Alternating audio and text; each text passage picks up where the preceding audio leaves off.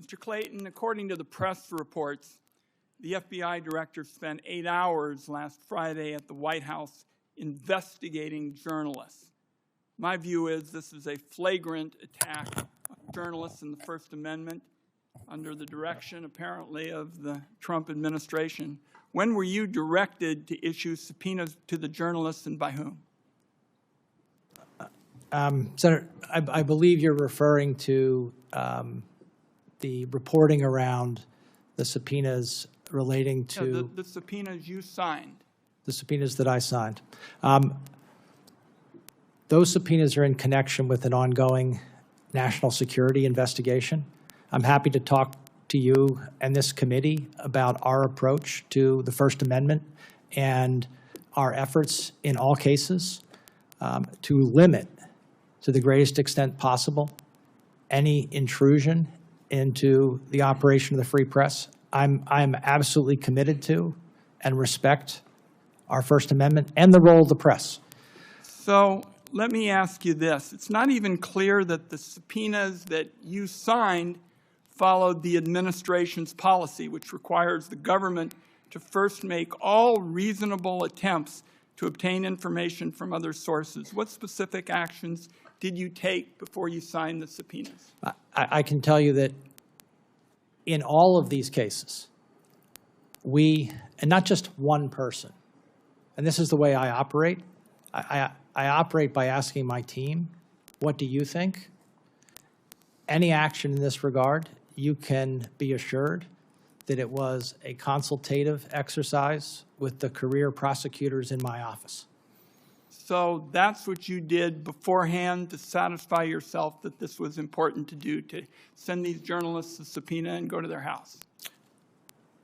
To issue the subpoenas, but let me say that this is, I don't want to get into this in too great a detail because it's inappropriate. I don't want to get into details. I just want to find out what went on. We followed the processes that we're required to follow. Let me go to the question of elections. You've claimed in the past that vote by mail is tainted, and I haven't seen any evidence of this. These are your exact quotations. You talk about, dishonesty in mail-in voting, and at one point you talked specifically about a group that was doing it. I think it would be very helpful to get a sense of who you're talking about. You said, and I quote, "One group is using mail-in voting dishonestly." So you basically said you got a group out there who are election bandits. Who are we talking about? Now, I would like to see where you're pulling those quotes from, because I've been very careful in my words on this. I've been very careful. Look, election integrity. I'd like to see the whole passage. I'll send you the material. Yeah, no, it'd be great, and I'm happy to answer. But let me tell you, please, that we should be. There are two parts to this. One is access, which is extremely important. Access to the ballot is something that I know this body, many people have worked hard for years and years. The other one is integrity. I'm a big believer that we can have better access than we've ever had before, and better integrity than we've ever had before. All right. And some of the constructs around our election, the integrity can be greatly improved. Well, I want to see it because I want to know the names of the people that you're calling dishonest, because I'm the nation's first senator elected by mail. The second senator was a Republican, and we don't believe that this is tainted by fraud. And I have time for one more question. You said that the country was well served by this agreement that Donald Trump is not going to get audited in terms of his taxes. You went through the whole process.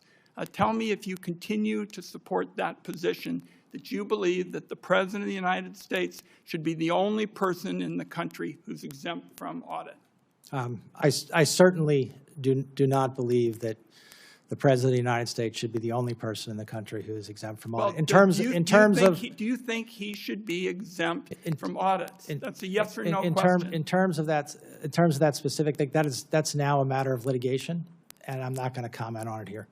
Thank you, Mr. Chairman. Support journalism you trust. Support PBS News. Donate now, or even better, start a monthly contribution today.